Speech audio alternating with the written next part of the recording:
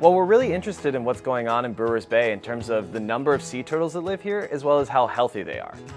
So in order to understand these sea turtles a little bit better, we actually have to capture these turtles and bring them back to our research station to look at how well they're doing. It's sort of like going to the doctor.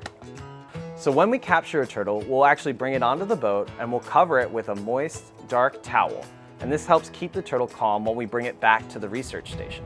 We also note the time, the date, and the location that we caught this turtle. We have a special tool called a caliper.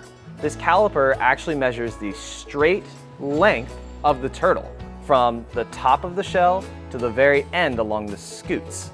We also do the same thing along the widest part of the shell. We'll also do measurements using tailor tape. So this actually allows us to get the curved length of the carapace and the curved width of the carapace.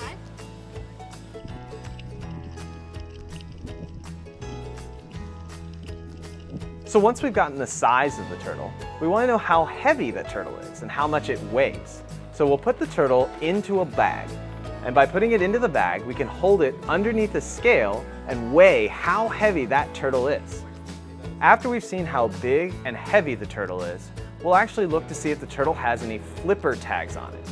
These are small pieces that we put on the turtles once we've captured them. And this tells us the name of the turtle and if we've captured it before, how big it was back then. If the turtle doesn't have tags, then we actually know that this is a turtle that we've never caught before. And so we'll take down this information for the next time we tag it to see how well it grows then. So in addition to the flipper tags, we also have a special microchip.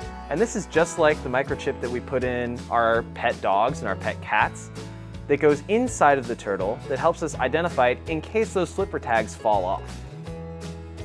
Once we have all of this information, the last thing we want to do is just look over the turtle and see if there's any sort of health issues or any problems that the turtle is having, and take photos so that the next time we capture this turtle, we can compare those photos to the first time.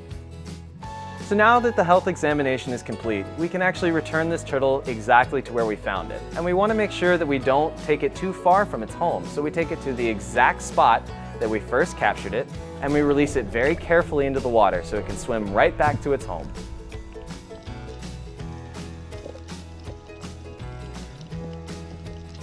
If you come to one of our VI EBSCOR sponsored events, you can meet the researchers working to protect the sea turtles and learn more about what it means to be a marine biologist in the Virgin Islands.